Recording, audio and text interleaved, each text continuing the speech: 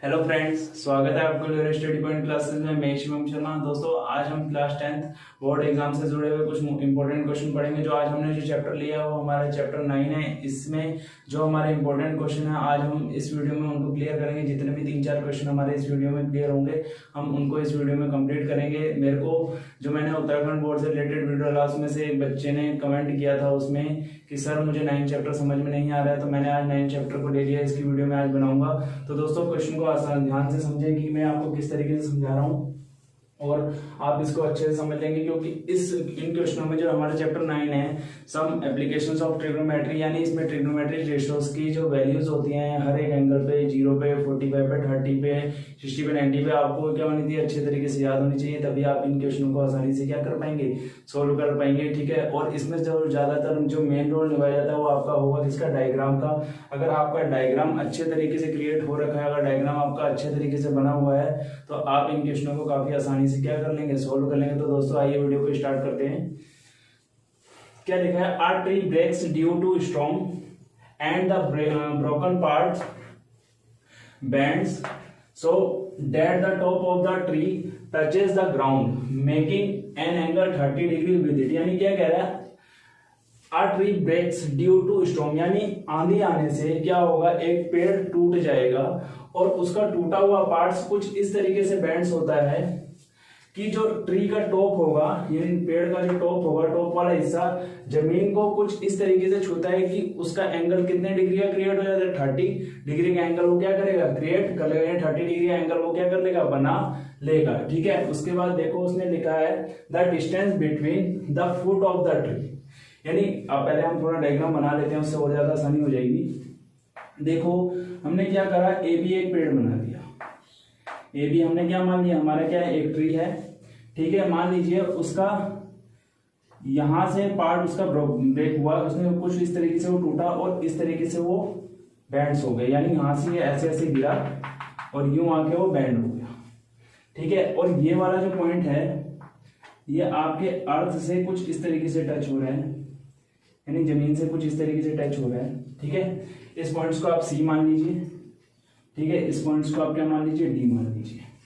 ठीक है। यानी ये वाला पोर्शन जो एडी था ये बैंड्स हुआ कुछ इस तरीके से, यहाँ पॉइंट सी पे आके क्या वो जमीन से क्या हो गया, आपका टच हो गया। उसके बाद बोला है जो जमीन को जहां पे छू रहा है यहाँ पे कितने डिग्री का एंगल बना रहा है, 30 डिग्री का। यहाँ पे कितने डिग्री का एंगल ये बना रहा है आपको, 30। इसमें जो ज्यादातर मेन रोल है आपको मैं पहले बोल चुका हूँ डायग्राम का है। अगर आपका डायग्राम सही तरीके से बन गया है तो आप इस क्वेश्चन को बहुत आसानी से सोल्व कर लेंगे। आपको पता चल जाएगा आपने कहाँ क्या क्या वैल्यू लेनी है। ठीक है। यानी 30 डिग्री का एंगल बना है। उसके बाद आगे इसने बोला है कि the distance between foot of the tree, tree का फुट कहां होगा, यहां पे foot of the tree to the point where the top touches the ground is 8 metre. यानी ट्री के फुट से जहां ट्री का टॉप टच कर रहा है वहां तक की जो डिस्टेंस हमें दे रखी है वो कितनी दे रखी है, 8 मीटर। उसने क्या बोला है, जो पेड़ का जो पार्ट टूटा है और जमीन को जिस जगह पे छू रहा है वो पेड़ की फुट से कितनी दूर पर है, 8 मीटर की दूरी पर है, यानी जहां पे वो जमीन को क्या कर रहा है, टच कर रहा है। उसके बाद आगे बोल रहा है find the height of tree, यानी हमने क्या करना है, इस पूरे पेड़ की क्या निकालनी है, हाइट निकालनी है, यानी एच को हमने क्या करना है, फाइंड करना है। ठीक है। अब एक चीज देखेंगे आप, बी डी हमारा एक पार्ट अलग होगा और ए डी हमारा एक पार्ट अलग होगा। ठीक है। यानी इस वाले पार्ट को अगर हम क्या माने, एक्स माने, तो इस वाले पार्ट को हमने क्या मानना पड़ेगा, वाई मानना पड़ेगा। इस वाले पार्ट को अगर हम एक्स माने, इस वाले पार्ट को हमें वाई मानना पड़ेगा, क्योंकि ये हमारा ब्रेक हुआ पार्ट्स है। तो ये कुछ इस तरीके से यहाँ आके मिला हुआ है, तो हमारा सी डी भी कितना हो जाएगा, वाई मीटर हो जाएगा।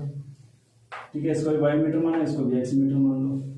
ठीक है। उसके बाद हमने क्या करना है सॉरी, अब हमें एंगल कितना, 30 डिग्री दे रखा है। अब यहाँ पे हम tan लगाएंगे, साइन लगाएंगे, यानी रेशियोज लेने, ट्रिग्नोमेट्रिक रेशियोज लेने पड़ते हैं। ठीक है। तो अब यहां लिखेंगे सॉल्यूशन। ठीक है। सॉल्यूशन में देखो आपको मैं डायरेक्टली बता रहा हूँ, लैंग्वेज वगैरह हम इसमें ज्यादा यूज नहीं करते हैं, हम नॉर्मली तरीके से सोल्व करते हैं। एक्स और वाई मैंने यहाँ लेट पहले ही सपोज करनी है, तो इसको मैं लिखूंगा नहीं, डायरेक्ट हम एंगल के थ्रू इसे सोल्व कर लेंगे। ठीक है। देखो थीटा इज इक्वल टू ले लेंगे, जो गिवन चीजें हम उनको लिख लेते हैं पहले, गिवन। ठीक है। जल्दी जल्दी हम इसे सॉल्व कर लेंगे। B D is equal to क्या है, एक्स है, and A D is equal to हमारे क्या है, वाई मीटर। यानी अब हाइट ऑफ ट्री हम पहले ही लिख लेते हैं क्योंकि बाद में हमें निकालनी है। तो हाइट ऑफ ट्री हम क्या लेके चलेंगे, देखो हाइट ऑफ ट्री हम क्या लेके चलेंगे, ध्यान से देखना। यानी टोटल हाइट इसके अंदर काउंट होगी आपकी, टोटल हाइट लिख लीजिए। टोटल हाइट ऑफ ट्री आप क्या लेके चलेंगे, देखो एक्स पार्ट हमारा ये है, यानी कुछ पार्ट ये है, और टूटा वाला पार्ट हमारा ये है, यानी कितना हो जाएगा टोटल एक्स प्लस वाई हो जाएगा, नहीं हो जाएगा, यानी टूटा हुआ पार्ट हमारा क्या आ जाएगा, एक्स प्लस वाई आ जाएगा। ठीक है, अब हम क्वेश्चन को सॉल्व करते हैं। तो आप यहाँ देखिए एक ट्रायंगल हमारा क्या बन रहा है, DCD या DBC ले लें, कोई भी एक ट्रायंगल ले लें। तो आप क्या लिखेंगे, इन ट्रायंगल DBC। ठीक है, एंगल 90 डिग्री को हमने बीच में ले लिया है इस तरीके से। ठीक है, DBC। तो DBC के अकॉर्डिंग अगर आप चलेंगे तो आपको देखो यहाँ पे क्या क्या चीज गिवन है, परपेंडिकुलर और बेस। परपेंडिकुलर और आपका बेस किस में होता है, आपका 10 में होता है। तो हम सबसे पहले इसे 10 रख लेंगे। देखो आपको ये चीज देखनी है, जिन वैल्यू, अगर आपको यहाँ बेस गिवन नहीं होता तो आप क्या करते हैं, अगर हाइपोटेन्यूज गिवन होता तो आप साइन लगा के इसी क्या करते डायरेक्ट सोल्व कर सकते थे। बट हमें यहाँ बेस गिवन कर दिया है इन्होंने, तो बेस गिवन करने की वजह से हमें परपेंडिकुलर एक्स ले रखा है, बेस हमें गिवन है, तो हम 10 या कोट कुछ भी ले सकते हैं। हालांकि हम 10 लेके कर लेंगे तो हमें थोड़ी सी क्या हो जाएगी, आसानी हो जाएगी। ठीक है, तो यहाँ पे क्या कर ले हम 10 30 इज इक्वल टू, देखो परपेंडिकुलर हमारा कितना है, BD, परपेंडिकुलर हमारा BD हो जाएगा, और हमारा क्या हो जाएगा, जो अपना बेस है वो हमारा कितना हो जाएगा, BC। ठीक है, BD की वैल्यू हमारी x है और बेस की जो वैल्यू है हमारी कितनी है, 8 है। ठीक है, और tan 30 की वैल्यू देखो, sin 30 की वैल्यू 1/2 होती है, cos 30 की वैल्यू कितनी होती है, √3/2। इसके अकॉर्डिंग अगर हम tan की वैल्यू फाइंड करें तो sin अपॉन cos हमारा 10 होता है। तो इस तरीके से जो tan 30 की जो वैल्यू आएगी हमारी 1/√3 आ जाएगी। ठीक है, यहाँ पे हमारा कितना हो जाएगा, x/8, क्रॉस मल्टीप्लिकेशन लगाएंगे, यहाँ से हमारी x की वैल्यू जो आएगी 8 अपॉन कितना आ जाएगी, √3 आ जाएगी। ये इक्वेशन आपकी क्या बन जाएगी, फर्स्ट इक्वेशन आपकी बन जाएगी। इसी तरीके से हम अपनी सेकंड इक्वेशन बनाएंगे। देखो यहाँ पे x की वैल्यू हमने कितनी निकाल रही है, x की वैल्यू हमारी आ गई 8√3। ठीक है, इस तरीके से हमारी x की वैल्यू कितनी आ गई, 8/√3। अब यहाँ पे देखो ध्यान से, अब हम अगेन इसी ट्राइंगल को लेंगे, अगेन क्योंकि देखो जो AD है वही हमारा किसके, DC के इक्वल है। AD जो है हमारा, मैं आपको बता चुका हूँ क्योंकि टूटा हुआ पार्ट हमारा यही है। AD हमारा किसके इक्वल होगा, DC के इक्वल होगा। तो अगेन ट्राइंगल DBC। ठीक है, DBC में हम क्या लेंगे, sin 30 इज इक्वल टू हमारा क्या हो जाएगा, परपेंडिकुलर अपॉन हाइपोटेन्यूज। क्या होता है, परपेंडिकुलर अपॉन हाइपोटेन्यूज यानी लंबटे क्या होता है, कर्ण होता है। तो परपेंडिकुलर हमारा कितना है, BD अपॉन हाइपोटेन्यूज हमारा कितना रहेगा, DC। ठीक है, BD की वैल्यू हमें कितनी दे रखी है, x। ये देखो 8/√3 हमने x की वैल्यू निकाली है, अभी हम इसे रख नहीं रहे हैं। ठीक है, इसे हम रखेंगे, अभी बताऊंगा कैसे रखना है आपको। और हमने जो हमारा क्या है, जो हमारा हाइपोटेन्यूज है हमने क्या रखा, y। sin 30 की वैल्यू 1/2 होती है। ठीक है, sin 30 की वैल्यू कितनी होती है, 1/2। x की वैल्यू, अब देखो यहाँ से हमने x की वैल्यू कितनी लिखी है, 8/√3। हालांकि आप अगर रखना चाहो तो रख लो, पर अभी मत रखो, मैं आपको बताऊंगा। इसे एक अच्छे तरीके से हम सोल्व कर लेंगे, आसानी पड़ जाएगी। उसके बाद आप थोड़ी क्रॉस मल्टीप्लिकेशन इस तरीके से लगा लीजिए, तो ये आपका हो जाएगा y is equal to 2x। ये आपकी इक्वेशन सेकंड बन के आ गई है। ठीक है, थोड़ा सा पार्ट इरेज कर लेते हैं ऊपर वाला, फिर हम आसानी से इसे क्या कर लेंगे, सोल्व कर लेंगे।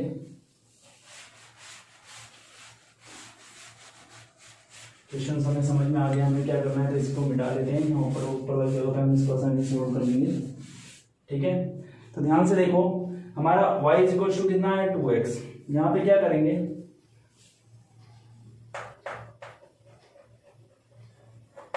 Putting the value of x in equation second, यानी x की वैल्यू इक्वेशन सेकंड में हम पुट कर देंगे, तो यहाँ से y की वैल्यू हमारी निकल के आ जाएगी। तो y इज इक्वल टू कितना है, 2 × 8/√3 कितना आ गया, 16/√3। ये हमारी इक्वेशन, हमारा y की वैल्यू निकल के आ गई, y इज इक्वल टू में कितना आ गया, निकल के 16/√3।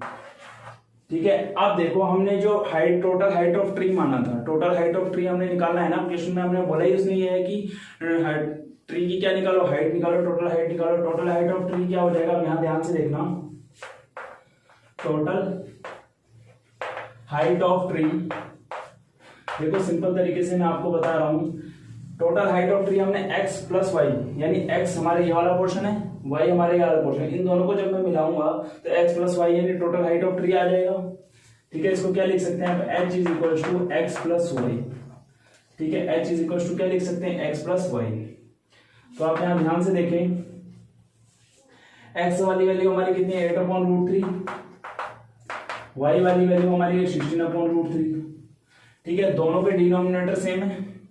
ठीक है, दोनों के डिनोमिनेटर सेम है तो हमारा कितना आ जाएगा, √3 अपॉन डिनोमिनेटर में आ जाएगा और ऊपर वाला 24 हो जाएगा, क्योंकि दोनों आपस में जुड़ जाएंगे, क्योंकि जब डिनोमिनेटर सेम में होता है तो नीचे वाला तो ऐसे ही आता है डिनोमिनेटर में, यानी √3 रहेगा तो √3 आ जाएगा और ऊपर वाले नंबर को हम क्या कर देते हैं, ऐड कर देते हैं। तो हमारा कितना है 24√3। अब देखो थोड़ा सा यहाँ पे और सोल्व कर लेते हैं इसे। अब 24 को मैं क्या लिख सकता हूँ, 8 इंटू 3 लिख सकता हूँ और इसको √3। ठीक है, इसको क्या लिख सकता हूँ, √3 रहेगा। और उसके बाद देखना मैंने क्या करना है, 3 को मैं लिख सकता हूँ √3 इंटू √3, क्योंकि √3 की जब मैं √3 से मल्टीप्लाई करूंगा तो मेरा दोबारा से 3 आ जाएगा। मैंने √3 से √3 को कैंसिल कर देना है और आंसर मेरा आ जाएगा कितना, 8√3 मीटर। यानी जो पेड़ की जो यानी ट्री की जो टोटल हाइट आएगी, हमारा कितना बड़ा पेड़ था वो, 8√3 मीटर हमारा लंबा क्या था, वो पेड़ था, जो आंधी आने पे क्या वो ब्रेक डाउन हो गया था और टूट के उसका जो पार्ट्स बेंड हुआ था वो हमारा यहाँ पे जमीन को टच कर रहा था 8 मीटर पे। तो इससे हमें पता चल गया पेड़ की हाइट कितनी होगी, 8√3 होगी। इसी तरीके से हम अपना देखते हैं नेक्स्ट क्वेश्चन। तो आइए देखते हैं अपना नेक्स्ट क्वेश्चन। तो ये बुक्स में से देख के मैं आपको क्वेश्चन यहाँ पे लिखने में काफी जगह स्पेस काफी बढ़ जा रहा है, तो मैं आपको क्वेश्चन रीड करके ऐसी बुक से एनसीईआरटी बुक से आपको रीड करके दिखा देता हूँ। एनसीईआरटी बुक है मेरे हाथ में, इससे 5th वाला क्वेश्चन देखेंगे हम। 5th वाला क्वेश्चन में हमसे क्या बोल रहा है, A kite is flying at a height of 60 metre above the ground। यानी जैसे जैसे हम रीडिंग करेंगे वैसे वैसे हम डायग्राम बनाते रहते हैं। डायग्राम अगर हमारा सही होगा तो क्वेश्चन भी हमारा क्या हो जाएगा, सही आंसर निकल के उसका आ जाएगा। यानी इसने बोला A kite is flying at a height of 60 metre above the ground, यानी ग्राउंड से, ये हमने ग्राउंड मान लिया, ग्राउंड से 60 मीटर हाइट पे, कितने मीटर हाइट पे, 60 मीटर हाइट पे हमारी क्या हो रही है, एक पतंग उड़ रही है। कुछ इस तरीके से पतंग बना लेते हैं हम, टेढ़ी मेढ़ी पतंग टाइप की हमने बना ली। ठीक है, 60 मीटर हाइट पे हमारी क्या उड़ रही है, एक पतंग उड़ रही है। उसके बाद बोल रहा है the string attached to the kite is temporary tied to a point on the ground. यानी जो इसकी जो जिस डोरी से इसे बांध रखा है वो कुछ इस तरीके से जमीन पे किसी पॉइंट से क्या हुआ, बंधी हुई है। ठीक है, इसको थोड़ा ऊंचा कर लेते हैं। ठीक है, यहां से इस तरीके से, यानी ग्राउंड से उसकी हाइट देखी जाएगी तो 60 मीटर है, और जो कह रहा है जिस पॉइंट से हमने पतंग को बांध के उड़ा रखा है, यानी ये पॉइंट हमारा ये है, इस पॉइंट से यहाँ तक की जो डोरी जो है हमने बिल्कुल टेम्परेरी तरीके से टाइट करके, हालांकि पतंग की डोरी हल्की ढील होती है, उसमें झोंक होती है, बट टेम्परेरी तरीके से टाइट बोला तो हमने एक लाइन के अंदर सीधी सीधी ट्रायंगल शेप में ड्रॉ कर ली है। ठीक है, उसके बाद वो बोल रहा है the inclination of the string with the ground 60 degree, यानी जो इनके बीच में एंगल जो हमारा क्रिएट होगा, जो डोरी और जो इसके ग्राउंड के बीच में जो हमारा क्या बन रहा है, एंगल बन रहा है, वो हमारा कितना है, 60 डिग्री है। ठीक है, डोरी और क्या कहते हैं आपका जो ग्राउंड है, ग्राउंड के बीच में जो एंगल, जिस पॉइंट से डोरी हमारी टच हो रही है, यहाँ पे जो हमारा एंगल बन रहा है वो हमारा कितना है, 60 डिग्री है। उसके बाद वो बोल रहा है find the length of the string. हमने क्या करना है, ये जो स्ट्रिंग है ये वाला पोर्शन, ठीक है, इसकी हमने लेंथ फाइंड करनी है। इसको हमने x सपोज कर लिया है। ठीक है, assuming that there is so slag in the string. ठीक है, तो हमने क्या करना है, इसकी स्ट्रेंथ और लेंथ हमने फाइंड करनी है। तो आइए ट्रायंगल हमने डायग्राम इसका बना लिया है। अब इसे हम फटाफट क्या कर लेते हैं, आसानी से सॉल्व कर लेते हैं। कुछ ना कुछ इसके नाम ले लेते हैं। हमने इसको a मान लिया, इसको b ही मान लेते हैं, इसको c ही मान लेते हैं। ठीक हो, देखो आप डायग्राम के थ्रू देखोगे आप तो आपको पता चल रहा है आपको क्या क्या गिवन है और क्या क्या आपने फाइंड करना है। देखो यहाँ पे आपको 60 मीटर जो है हाइट ऑफ काइट आपको गिवन कर रखी है। कहां से, ग्राउंड से। ग्राउंड से 60 मीटर हाइट पे आपकी क्या है, काइट उड़ रही है, यानी पतंग उड़ रही है। और आपको इस डोरी की लेंथ निकालनी है, यानी परपेंडिकुलर आपको यहाँ पे गिवन है, p गिवन है और आपको h गिवन है। यानी परपेंडिकुलर और हाइपोटेन्यूज जहां गिवन होंगे आप वहां पे क्या फॉर्मूला लगाइए, तो आप कोसेक लगाइए या आप साइन का फॉर्मूला लगाइए। ठीक है, तो एंगल हमें कितना दे रखा है 60 डिग्री। हम क्या करेंगे, गिवन ये क्वेश्चन जो है एग्जाम में पूछे जाते हैं, इसीलिए मैं आपको ये जो इंपॉर्टेंट क्वेश्चन है उन्हीं के आपको क्वेश्चन का सॉल्यूशन करवा रहा हूं। ठीक है, आप देखें ध्यान से। गिवन हम क्या ले लेंगे, हाइट ऑफ काइट यानी A B is equal to हमारा कितना आ जाएगा 60 मीटर।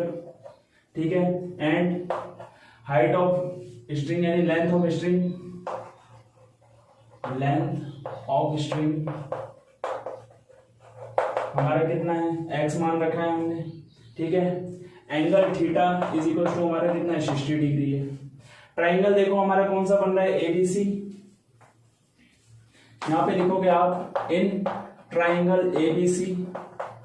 सिंपल तरीके से देखें, कोई ज्यादा इसमें सोच विचार करने वाली जरूरत नहीं है, आपका डायग्राम सही होना चाहिए। मैं आपको स्टार्टिंग वीडियो में भी कह चुका हूं, ठीक है, कि आपका डायग्राम सही होना चाहिए। तो इन ट्राइंगल एबीसी साइन 60 क्या लेके चलेंगे आप, साइन 60 इज इक्वल टू क्या हो जाएगा आपका परपेंडिकुलर अपॉन हाइपोटेन्यूज यानी A B upon A C.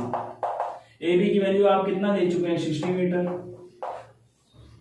ए सी को आपने x मान रखा है। साइन 60 की जो वैल्यू आपकी होती है वो √3/2 होती है। ठीक है, इसके लिए आपको टेबल याद करनी पड़ेगी, रेशियोज के एंगल वाली टेबल जो मैंने आपसे स्टार्टिंग में बोला है। क्रॉस मल्टीप्लिकेशन लगा लीजिए, तो x√3 is equal to 60 into 2। ठीक है, x को ऐसे ही रहने देते हैं, √3 को इसके अपॉन में ले जाएंगे तो 60 इंटू 2 अपॉन √3 आ जाएगा आपका। ठीक है, अब आप यहाँ के एक काम करिए, आप 60 को क्या करिए, दो पार्ट में तोड़ लीजिए। ठीक है, किस तरीके से आप इसे तोड़ेंगे, आप इसे 20 इंटू 3 में तोड़िए, क्योंकि हमें √3 को नीचे से क्या करना है, इरेज करना है, यानी √3 को हमने क्या करना है, हटाना है नीचे से। तो इसे हम 20 इंटू 3 में तोड़ेंगे, 20 इंटू 3 इंटू 2 अपॉन आपका √3। तो इसके बाद आप देखना है जो 3 है, आप इसको क्या लिख सकते हैं, √3 इंटू √3 आसानी से लिख सकते हैं। ठीक है, तो x इज इक्वल टू क्या हो जाएगा 20 इंटू 2 यानी 40, 20 की 2 से मल्टीप्लाई करिए कितना जाएगा 40। 3 को आप क्या लिख सकते हैं, √3 इंटू √3 लिख सकते हैं आसानी से, क्योंकि √3 की जब हम √3 से मल्टीप्लाई करते हैं तो हमारा 3 ही आता है, तो इसलिए हम 3 को क्या लिख सकते हैं, √3 इंटू 3 लिख सकते हैं। तो अपॉन में √3 से √3 आपका कैंसिल हो जाएगा, तो x इज इक्वल टू आपका आ जाएगा 40√3। यही हमारी क्या आ गई है, काइट की हाइट आ गई है, यानी जो सॉरी डोरी की लेंथ हमारी कितनी आ गई है 40√3 मीटर हमारी क्या गई है, लेंथ ऑफ स्ट्रिंग आ गई है। तो इसी तरीके से हम देखते हैं अपना नेक्स्ट क्वेश्चन। तो आइए देखते हैं नेक्स्ट क्वेश्चन को। इससे पहले हमने 5th क्वेश्चन किया था, उसके बाद हम देखेंगे अपना 6th क्वेश्चन। ये भी काफी इंपॉर्टेंट क्वेश्चन है, काफी बार पेपर में आ चुका है। इससे पहले वाला काइट वाला क्वेश्चन और ट्री वाला क्वेश्चन भी पेपर में आ चुका है, तो इस वाले क्वेश्चन को भी हम सोल्व कर लेते हैं। 6 वाले क्वेश्चन को देखिए, जैसे मैंने आपको कहा है कि डायग्राम जैसे आपका सही बनेगा वैसे आपके क्वेश्चन क्या हो जाएंगे, सही हो जाएंगे। तो आइए इसे रीड कर लेते हैं। लिखा है इसमें, a 1.5 metre tall boy in standing at some distance from a 30 metre tall building. यानी क्या कह रहा है कि 30 मीटर हमारी क्या हुई, एक ऊंची बिल्डिंग है, ठीक है, उसके सामने ही कुछ डिस्टेंस पे हमारा 1.5 मीटर का एक क्या कर रहा है, लड़का खड़ा हुआ है, यानी एक बॉय खड़ा हुआ है। The angle of elevation from his eyes to the top of the building increases 30 degree to 60 degree. यानी कह रहा है कि जो लड़का वहां खड़ा हुआ है उसकी आई से यानी उसके आंखों से जो एंगल एलिवेशन एंगल हमारा क्रिएट हो रहा है वो पहले 30 डिग्री बन रहा है, उसके बाद इंक्रीज होकर हमारा कितना हो जा रहा है, 60 डिग्री बन जा रहा है। ठीक है, उसके बाद बोल रहा है as he walks towards the building, कब, जब वो बिल्डिंग की तरफ आगे की तरफ वो बढ़ता है। ठीक है, उसके बाद कह रहा है find the distance he walk toward the building, यानी वो डिस्टेंस कवर करनी है, सॉरी निकाल के हमने फाइंड करनी है, जो क्या कर रहा है, लड़का आगे की तरफ बढ़ रहा है और डिस्टेंस कवर कर रहा है। तो आइए दोस्तों क्वेश्चन को सोल्व कर लेते हैं। पहले डायग्राम बना लेते हैं हम। देखो हमसे क्वेश्चन में किस तरीके जैसे जैसा बोलता है हम उस तरीके से इसकी सिचुएशन को क्रिएट कर लेते हैं। हमसे उसने बोला है कि 30 मीटर ऊंची हमारी क्या है, एक बिल्डिंग है। 30 मीटर ऊंची हमने क्या ले लिया, एक बिल्डिंग ले लिया ये। ठीक है, पहले आप डायग्राम को समझ लेना किस तरीके से। उसके बाद वो कह रहा है कि कुछ दूरी पर, कुछ दूरी हमने मान लो यहाँ पे मान लिया। ठीक है, यहाँ पे 1.5 मीटर यानी कुछ 1.5 मीटर हाइट का क्या होगा, एक लड़का खड़ा कर रखा है उसने। 1.5 मीटर की दूरी पर हमारा क्या हुआ, एक लड़का खड़ा हो रखा है।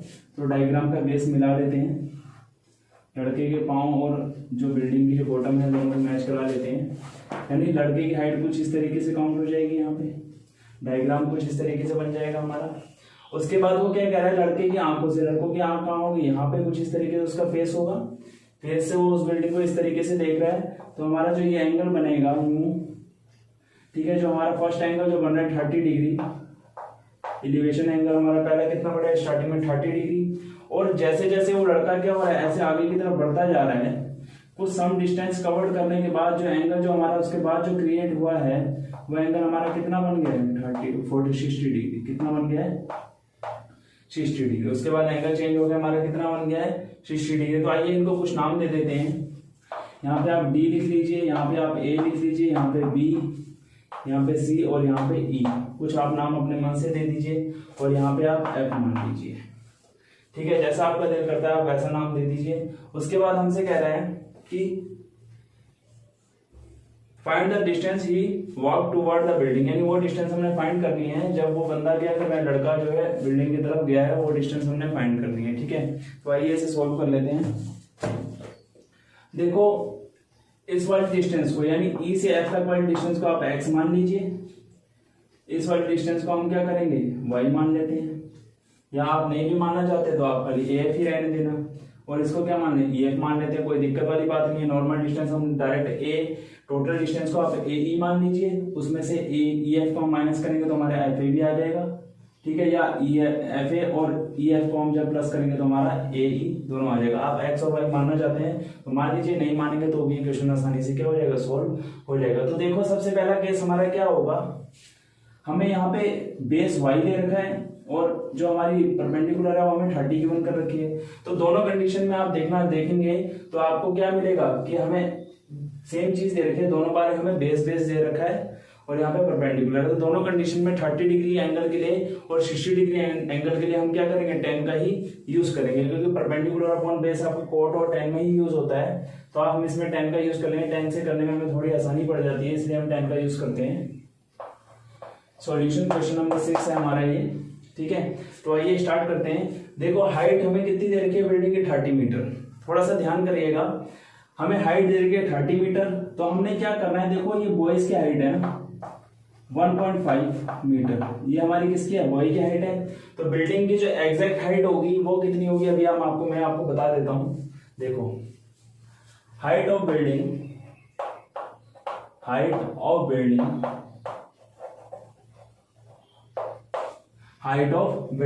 यानी एग्जैक्ट हाइट ऑफ बिल्डिंग की अगर देखें तो 30 मीटर तो है ही है, उसमें से 1.5 मीटर हमारा क्या लड़का है, तो एग्जैक्ट हाइट इसकी कितनी आएगी, 28.5 मीटर आ जाएगी। यानी एग्जैक्ट हाइट इसकी कितनी आएगी, 28.5 मीटर, ठीक है, क्योंकि 1.5 मीटर हमारी क्या है, लड़के की हाइट है, ठीक है। यानी बिल्डिंग की जो एग्जैक्ट हाइट है 28.5 मीटर है। तो अब हम जो फॉर्मूला लेके चलेंगे, यानी ये वाली हाइट को हम यहाँ पे ए से, ये वाली डिस्टेंस हमारी होगी, ये वाली यहां से यहां तक की डिस्टेंस हमारी कितनी, 28.5 मीटर हो जाएगी। अब जो ट्राइंगल हम लेंगे कौन सा, DAF, इन ट्राइंगल DAF जो हम लेंगे, इसके अंदर जो हमारा क्या वैल्यू हम रखेंगे, यानी परपेंडिकुलर की जो वैल्यू होगी हमारी, पहले तो हम लिख लेते हैं tan 60 is equal to, perpendicular की जो वैल्यू हम लेंगे वो हमारा होगा कितना, DA अपॉन AF, या FA भी लिख सकते हैं आप, कोई बात नहीं। AF tan 60 की वैल्यू आपकी √3 होती है, tan 30 की 1/√3, तो tan 60 की आपकी √3 होगी। DA की वैल्यू आपकी 28.5 है। AF को आप AF ही रहने दीजिए, आप XY नहीं लेना चाहते तो मत लीजिए, मैं तो XY लेके कर सकता हूँ पर मैं नहीं कर रहा हूँ, रहने दीजिए, कोई दिक्कत वाली बात नहीं है। तो आपका AF इज इक्वल टू आपका आ जाएगा 28.5/√3। इक्वेशन फर्स्ट ले लीजिए या नहीं भी लेंगे तो भी कोई फर्क नहीं पड़ रहा। अगेन से आ जाएंगे हम, अभी हमने क्या लिया था tan 60, अब हम लेंगे दोबारा, ट्राइंगल चेंज हो जाएगा, DAE में ले लेंगे। अब पहले DAF लिया था, अब DAE में ले लेंगे। In triangle DAE, in triangle हमारा क्या हो जाएगा, DAE में आप देखेंगे हमारा परपेंडिकुलर कितना है, 28.5 ही है। एंगल देखोगे आप क्या हो जाएगा, tan 30 is equal to DA में आपका एंगल कितना होगा, जो आपकी लेंथ दे रखी है, यानी हाइट दे रखी है 28.5 है, DA अपॉन क्या हो जाएगा आपका AE, क्या हो जाएगा AE, ठीक है। अब इसे थोड़ा सॉल्व करते हैं। tan 30 की वैल्यू मैंने आपको बताई थी कितनी होती है, 1/√3, DA की वैल्यू आप 28.5 लेंगे। और आप यहाँ देखिए AE जो है, मैंने स्टार्टिंग में ही आपको बोला था AE जो है हमारा वो क्या है, या तो आप लिखिए AE बराबर EF प्लस AF। क्या लिखेंगे? EF plus AF। अब यहाँ पे देखना AF की तो वैल्यू हम यहाँ फाइंड कर चुके हैं।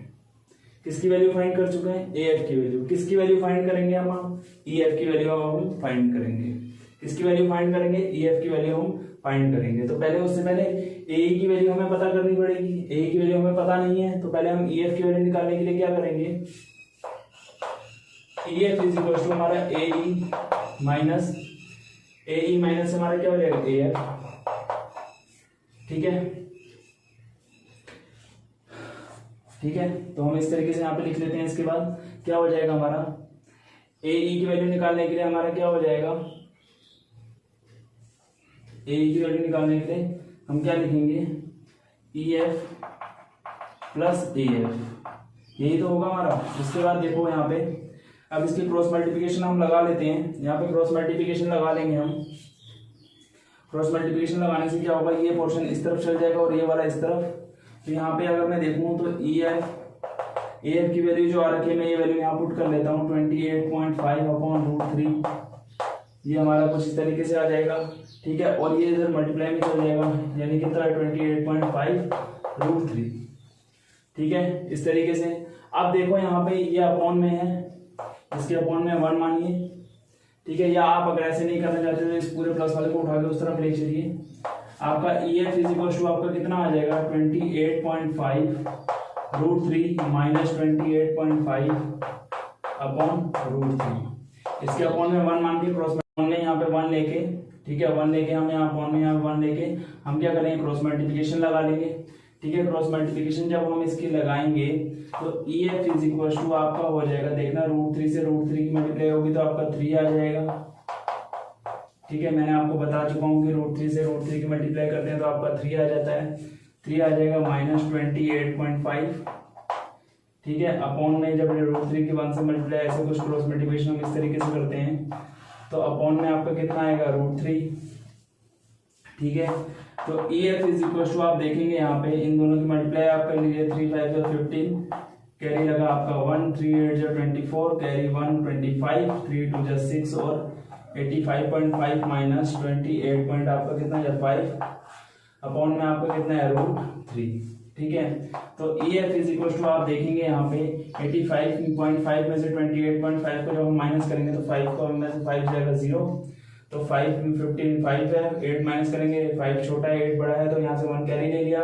15 में से 8 को माइनस कर आपको 7 आ जाएगा। 7 में 2 को माइनस करेंगे आपका 57.0 आ गया। अपॉन में आपका कितना है? √3। अब हमें नीचे से √3 को क्या करना है? इरेज करना है, यानी √3 को हमने हटाना है।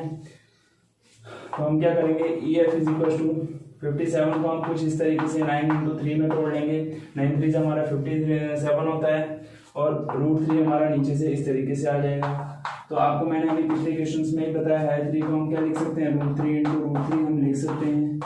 तो √3 से हम √3 को कैंसिल कर देंगे तो हमारा जो आंसर आएगा 19√3 मीटर आ जाएगा। यानी जो हमारा लड़का होगा वो एंगल चेंज करने के बाद जो डिस्टेंस कवर करेगा वो हमारी कितनी होगी? 19√3 हमारी डिस्टेंस उसकी होगी। तो आइए देखते हैं अपने नेक्स्ट क्वेश्चन को। तो आइए देखते हैं नेक्स्ट क्वेश्चन। नेक्स्ट क्वेश्चन हमारा जो क्वेश्चन है वो आपका 9th वाला क्वेश्चन है। इससे पहले हमने जो करा था वो आपका फिर 6th वाला क्वेश्चन था। उसके बाद हम देख रहे हैं अपना 9th क्वेश्चन। 9th क्वेश्चन में भी देखिए काफी अच्छा क्वेश्चन है, ये भी एग्जाम्स में आया हुआ है काफी बार। तो उम्मीद है इस क्वेश्चन की कि इस बार भी बोर्ड एग्जाम्स में आ जाए। काफी अच्छा क्वेश्चन है। The angle of elevation of the top of a building from the foot of the tower is 30 degree. यानी क्या कह रहा है? कोई बिल्डिंग का टॉप है, यहां ले लेते हैं, ठीक है, ये बिल्डिंग का टॉप है, ये हमारा बिल्डिंग का फुट है। ठीक है, पहले कुछ लाइन इस तरीके की क्रिएट कर लेते हैं हल्की सी, अभी पूरा आगे क्वेश्चन पढ़ लेते हैं, उस तरीके से हमारा और क्लियर हो जाएगा। ठीक है, foot of the tower is 30 degree, यानी जो बिल्डिंग के टॉप से जो टावर के फुट पे जो एंगल क्रिएट हो रहा है हमारा कितना है? 30 डिग्री है। और उसके बाद and the angle of elevation of the top of the tower from the foot of the building is 60 degree, यानी जो टावर के टॉप से बिल्डिंग के फुट पे जो एंगल हमारा बनेगा वो कितना होगा, 60 डिग्री होगा। If the tower is 50 metre high, यानी टावर की जो हाइट हमें गिवन कर रखी है, मान लीजिए टावर कुछ इतना बड़ा है, यहाँ पे 50 मीटर, ठीक है। टावर के टॉप से जो आपके बिल्डिंग के फुट का जो एंगल बनेगा वो आपका कितना बनेगा, 60 डिग्री। तो जब आपको पता चल गया टावर इतनी वो है, ऊंचाई 50 मीटर, तो आप यहाँ से इसको लाइन कुछ इस तरीके से ऐसे मिला लेंगे, थोड़ा लाइन सीधी वो कर लेना, वैसे थोड़ी सी टेढ़ी हो गई है। तो ये एंगल आपको कितना है, 30 डिग्री। कुछ नाम दे देते हैं, नामकरण कर देते हैं इनका, ए बी सी और डी, ठीक है। नाम दे दिए हमने अपने आप से, ठीक है। एंगल आपको 30 और 60 पता चल गया है। उसके बाद उसने बोला है कि हाइट ऑफ द बिल्डिंग हमने फाइंड करनी है, तो आप इसको क्या मान लीजिए, x मान लीजिए। आप इसको क्या मान लीजिए, x मान लीजिए। अब देखो उसके बाद वो कह रहा है find the height of the building. हाँ, बिल्डिंग की हमने क्या निकालनी है, हाइट निकालनी है। तो सिंपल तरीके से हम इसे सॉल्व कर लेते हैं आसानी से। गर्मी बहुत आ रही है, पर पानी पी रहा है थोड़ा।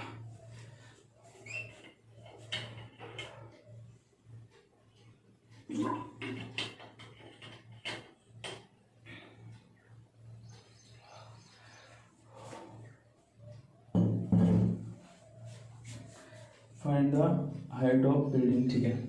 तो आइए देखिए हम क्या करेंगे, देखो 50 हमें गिवन कर रखे हैं परपेंडिकुलर, बेस को आप क्या मान लीजिए, बीसी मान लीजिए। बेस हमारा क्या, दोनों ट्रायंगल आप देखेंगे, एक ट्रायंगल हमारा एबीसी बन रहा है और एक ट्रायंगल हमारा डीसीबी बन रहा है। दो ट्रायंगल हमारे बन रहे हैं, दोनों का बेस हमारा क्या है, सेम है, ठीक है। दोनों में हमें इस वाले में हमें परपेंडिकुलर फाइंड करना है।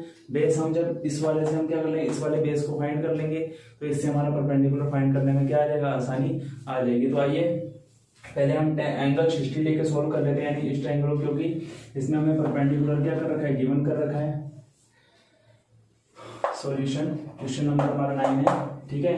क्वेश्चन नंबर 9 में देख लेते हैं, जो वैल्यू गिवन है अगर लिखना चाहते हैं ठीक है, नहीं तो कोई दिक्कत वाली बात नहीं। ए बी को हम लिख देते हैं 50 मीटर, जो हमारा क्या हाइट ऑफ टावर है, हाइट ऑफ टावर, ठीक है। हाइट ऑफ टावर हमारी कितनी है, A B equal to 50 metre है। मैं शॉर्ट में लिख दिया, आप लैंग्वेज पे इतना ज्यादा कोई वो नहीं होता है, आपके करने का तरीका काफी सही होना चाहिए, मेथड आपका समझ आना चाहिए, आपको नंबर पूरे मिल जाते हैं इस चीज के, ठीक है। शॉर्ट में लिख दीजिए हाइट ऑफ टावर, जरूरी नहीं है कि आप ये लिखेंगे बढ़ा चढ़ा के कि जैसा क्वेश्चन में लिखा हुआ है height of tower elevation angle, ऐसा आपको इतना लिखने की कोई फॉर्मेलिटीज दिखाने की जरूरत नहीं है। आप नॉर्मल लिखिए height of tower A B is equal to 50 metre. उसके बाद आप यहाँ लिखेंगे हाइट ऑफ बिल्डिंग, लेट लिख के कर लेना आप इसे, लेट हाइट ऑफ बिल्डिंग हमने क्या मान रखा है, हाइट ऑफ बिल्डिंग इसको हमने x मान रखी है। x यानी हमारा किसके इक्वल है, डीसी के, ठीक है, डीसी के इक्वल है हमारा। अब अकॉर्डिंग टू क्वेश्चन चलेंगे, थीटा इज इक्वल टू हमारा दो बन रहे हैं, theta 1 is equal to 60 degree and theta 2 is equal to 30 degree. दो एंगल बन रहे हैं, यहाँ पे बीच में एंड का साइन लगा लेते हैं। दो एंगल हमारे बन रहे हैं, एक को थीटा 1 एक को थीटा 2 मान सकते हैं, कोई दिक्कत वाली बात नहीं है। तो उसके बाद अब आगे हम देखेंगे क्या करेंगे, हमने पहले कौन सा एंगल है, ट्रायंगल में एबीसी लेना है, तो यहाँ लिखो in triangle ABC. In triangle आपका क्या हो जाएगा, एबीसी हो जाएगा। एबीसी के लिए आपको दिख रहा है tan 60 है, tan 60 के लिए कंडीशन है आपकी A B upon B C. देखो यहाँ पे tan 60 की वैल्यू है tan 60 इज इक्वल टू √3।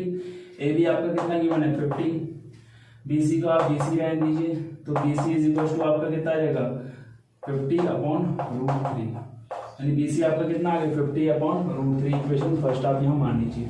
अब आइए दूसरी कंडीशन, दूसरे केस में जाते हैं, यानी दूसरे क्वेश्चन उस पार्ट्स पे आ जाते हैं। दूसरा ट्रायंगल हमारा कितना है डीसीबी, अगेन क्या हो जाएगा, in triangle ABC, again in triangle क्या आ जाएगा आपका एबीसी आ जाएगा। एबीसी में आप सॉरी एबीसी नहीं है डीबीसी आएगा, ये डीबीसी है, डीबीसी होगा, ठीक है। अगेन ट्रायंगल आपका डीबीसी, डीबीसी में आपको पता है क्या लगेगा आपका फॉर्मूला tan 30, 60 आप पहले लगा चुके हैं, थोड़ा आपको भी कंफ्यूज करना जरूरी होता है, तभी आप सतर्क रहें। क्या होगा, परपेंडिकुलर आपका कितना है डीसी अपॉन आपका कितना है बीसी, ठीक है। अब मैं आगे देख लेते हैं, tan 30 की वैल्यू आपको मैंने बताई थी कितनी होती है 1/√3। डीसी की वैल्यू आपको कितनी है, एक्स मान रखी है हमें यहाँ पे, और आपको BC की वैल्यू गिवन नहीं है। BC की वैल्यू आपने यहाँ इक्वेशन फर्स्ट में देखी है। इक्वेशन फर्स्ट से अगर हम यहाँ BC की वैल्यू रख लें तो कितना आ जाएगा 50/√3, कुछ इस तरीके से। ठीक है, अब इनको क्रॉस मल्टीप्लिकेशन कर लेते हैं। 50√3 को मैं यहाँ ले आता हूँ, इस √3 को यहाँ ले जाऊंगा। ठीक है, तो ये कुछ इस तरीके से बनेगा आपके सामने, x into √3 is equal to 50√3। अब आप सोच रहे होंगे कि भाई हम इसको इधर क्यों लेके गए। हमने खाली क्वेश्चन को आसान करने के लिए ऐसा करा है। कुछ बच्चे इसको नहीं समझ पाएंगे कि मैं 50√3 को इस तरह लाऊंगा और उसके अपॉन में √3 रखने के बाद जब मैं उसकी मल्टीप्लाई करूंगा तो वो समझेंगे नहीं कि मैंने इसे 3 कैसे लिख दिया। तो इसलिए मैंने इसको इस तरीके से लिखा हुआ है। मैं डायरेक्टली भी इसे 50/√3 इंटू √3 लिख सकता था ताकि बच्चे कंफ्यूजन ना आए, इसलिए मैंने इसको ऐसा लिखा है। ठीक है, अब आप यहाँ आसानी से देख सकते हैं, यहाँ पे मल्टीप्लाई में √3 है, इधर आके डिवाइड में आ जाएगा, तो हो जाएगा 50/√3 इंटू √3। ठीक है, तो इसे मैं किस तरीके से लिख सकता हूँ, x इज इक्वल टू 50/√3 की √3 से मल्टीप्लाई करेंगे तो आपको कितना आएगा 3 आ जाएगा। हमने यही चीज आपको फाइंड करनी थी, x इज इक्वल टू आपको कितना आ गया 50/√3। इस फ्रैक्शन में रहने दीजिए, चाहे तो आप इसे मिक्स फ्रैक्शन में भी लिख सकते हैं। 3 से आप इसे कट कर लें तो आपका आ जाएगा 16/√3। ये दोनों आपके आंसर सही हैं। आपका एग्जाम में जो आंसर आता है आप उसको लिख सकते हैं, इसमें कोई इतना सोच विचार करने वाली बात नहीं है। तो आइए देखते हैं अपने नेक्स्ट क्वेश्चन को। ये क्वेश्चन आपको काफी अच्छे तरीके से मैंने समझा दिया और इंपॉर्टेंट क्वेश्चन भी है। देखते हैं हम अपने लास्ट क्वेश्चन इस चैप्टर का जो काफी इंपॉर्टेंट है। ठीक है,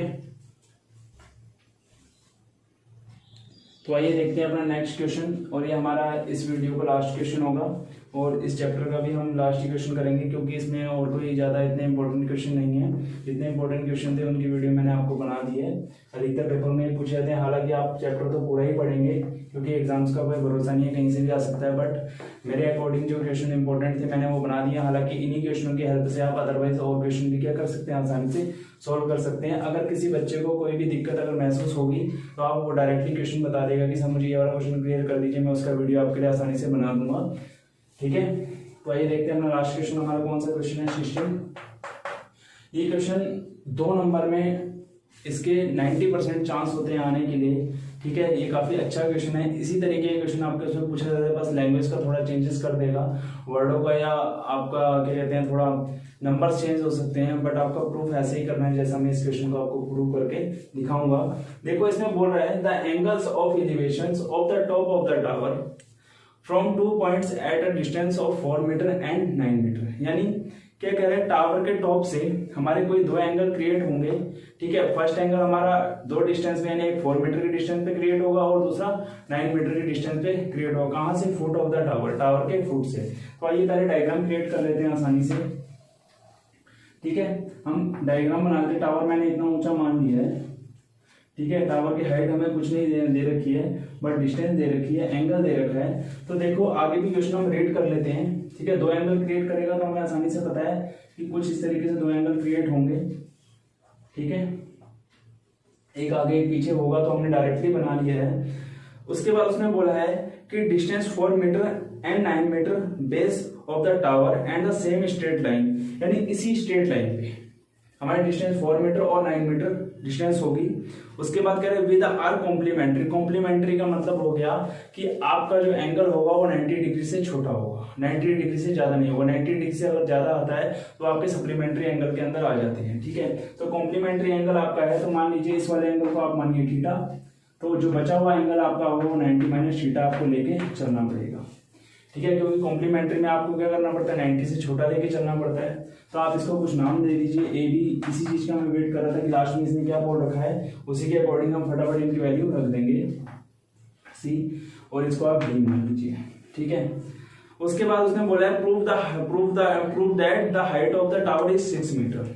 ठीक है, हमने टावर की हाइट कितनी मीटर प्रूव करके दिखानी है, 6 मीटर प्रूव करके दिखानी है। ठीक है, तो आइए देख लें। उन्हें फर्स्ट कंडीशन में बोला है कि जब पहला एंगल क्रिएट होता है वो थीटा डिग्री, तो डिस्टेंस पहले हमारी थी 4 मीटर, पहले डिस्टेंस थी हमारी 4 मीटर। ठीक है, उसके बाद डिस्टेंस हमारी जो इंक्रीज हुई कितनी हो गई, उसी पॉइंट से, यानी बेस हमारा ये है, इसी बेस से हमारी 2 डिस्टेंस है, पहली 4 मीटर और दूसरी 9 मीटर। ठीक है, हाइट हमें प्रूव करके दिखानी है कि जो हमारे टावर की हाइट होगी h वो हमारी कितनी आएगी 6 मीटर आएगी। ठीक है, इसे हम प्रूव करके दिखाएंगे। तो देखिए दो केस आपके सामने बन रहे हैं, दो ट्रायंगल आपके सामने बन रहे हैं, एक बन रहा है आपका ABD और एक आपका बन रहा है ABC। ठीक है, दोनों तरीके से इसे आसानी से हम सॉल्व करते हैं। पहले हम स्मॉल वाला ले लेते हैं, 90 माइनस थीटा वाला ले लेते हैं, आसान पड़ेगा करने में। तो देखो आपको बेस दे रखा है, परपेंडिकुलर आपको दे रखा है, तो आपका 10 लग जाएगा। यहाँ पे आप लिखेंगे हाइट ऑफ टावर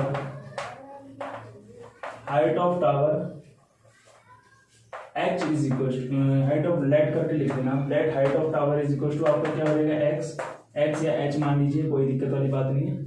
उसके बाद इन ट्राइंगल ABD क्या हो जाएगा 10 90 माइनस थीटा। क्यों? क्योंकि एंगल आप ABD के लिए कौन सा लेंगे 90 माइनस थीटा वाला, is equal to perpendicular upon base. Perpendicular आपका h है, बेस आपका कितना हो जाएगा 4।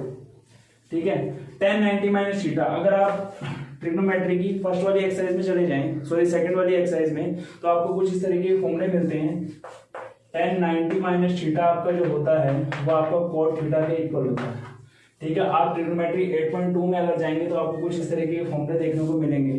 ठीक है, उसमें आप इनकी वैल्यू देख सकते हैं कि 10 90 माइनस थीटा आपका क्या होता है कोट थीटा के बराबर होता है। ठीक है, तो 10 90 माइनस थीटा को मैं क्या किसमें कन्वर्ट कर लूंगा, कोट थीटा में कन्वर्ट कर दूंगा।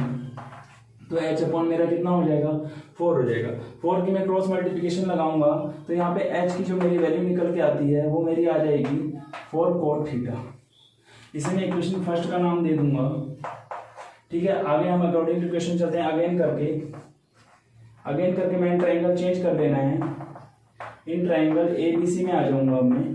ABC में जो मेरा एंगल बन रहा है वो आपको कितना बन रहा है थीटा बन रहा है।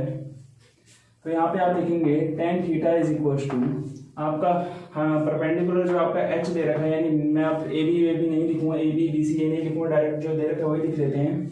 और आपको AB कितना दे रखा है h दे रखा है, यानी h लिख लिया।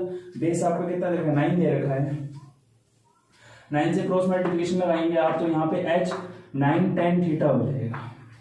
ठीक, कितना हो जाएगा आपकी इक्वेशन सेकंड बन गई है। अब आप फर्स्ट इक्वेशन और सेकंड इक्वेशन के आपने क्या करेंगे, दोनों इक्वेशन के आप मल्टीप्लाई लगा दीजिए। क्या लिखेंगे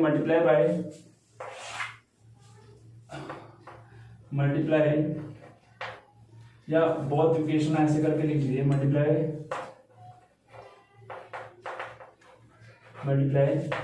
बोथ इक्वेशंस यानी बोथ इक्वेशन यानी दोनों इक्वेशन के हमने क्या कर दिया मल्टीप्लाई कर दिया। मल्टीप्लाई बाय बोथ इक्वेशंस या मल्टीप्लाई बोथ इक्वेशन, आप जो आपको ठीक लगता है आपको लिख लीजिए। आप जब देखो दोनों इक्वेशन की मल्टीप्लाई करेंगे तो आप दोनों तरफ आपको HS दिख रहा है, दोनों तरफ आपको h दिख रहा है, तो h इंटू एस तो आपका होगा ही होगा। ठीक है, समझ रहे हैं। उसके बाद आप क्या लिखेंगे 4 cot theta into 9 tan theta. ठीक है, उसके बाद आप जो 8.1 हमारी एक्सरसाइज है उसमें हमारे कुछ रेशियोज हैं। ठीक है, जैसे 8.2 में भी हालांकि आपको ये चीज मिलेगी। आप जब लिखेंगे tan थीटा को आपको पता होना चाहिए, अगर आपने 8 चैप्टर अच्छे से पढ़ रखा है तो tan theta is equal to आपका होता है 1 अपॉन कोट थीटा। ठीक है, tan थीटा आपका किसके इक्वल होता है 1 अपॉन कोट थीटा के।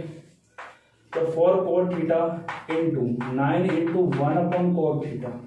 कोट थीटा से कोट थीटा आपका कैंसिल हो जाएगा, यहाँ पे आपका h स्क्वायर हो जाएगा। तो 4 9 आपका कितना हो जाएगा 36। तो h का आप स्क्वायर जब करेंगे तो ये आपका कितना है, इसका स्क्वायर आप जब घटाएंगे तो ये √36 हो जाएगा। तो प्लस माइनस आपको लिखना जरूरी होता है, क्योंकि जब हम स्क्वायर को रूट में कन्वर्ट करवाते हैं तो हमें यहाँ प्लस माइनस बाहर लिखना जरूरी होता है। तो आपका यहाँ पे h का वैल्यू जाएगा +-6 मीटर आ जाएगा, यानी हमें जो हाइट हमारी मिलेगी टावर की वो +-6 मीटर आपकी मिल जाएगी। ठीक है, टावर की हाइट पॉजिटिव होगी, नेगेटिव नहीं होगी, क्योंकि टावर जमीन के अंदर नहीं जाएगा, टावर सीधा खड़ा होगा। तो हाइट हम कौन सी लेके चलेंगे पॉजिटिव वाली, यानी h = 6 मीटर लेकर चलेंगे, जो हमने आपको प्रूव कर दिया जैसा कि हमें क्वेश्चन में कहा था। तो दोस्तों अगर आपको मेरा वीडियो समझ आया है, अच्छा लगा हो तो मेरे चैनल को सब्सक्राइब करें, शेयर करें, वीडियो को लाइक करें। तो मिलते हैं अपने नेक्स्ट वीडियो के साथ। अगर किसी भी बच्चे को किसी भी तरह की कोई प्रॉब्लम आ रही है इस चैप्टर में तो वो मुझे कमेंट बॉक्स में करके बता सकता है कि हाँ सर मुझे ये वाला क्वेश्चन नहीं आया, तो मैं उसका वीडियो उसके लिए बना दूंगा। तो मिलते हैं अपने नेक्स्ट वीडियो के साथ। Thank you.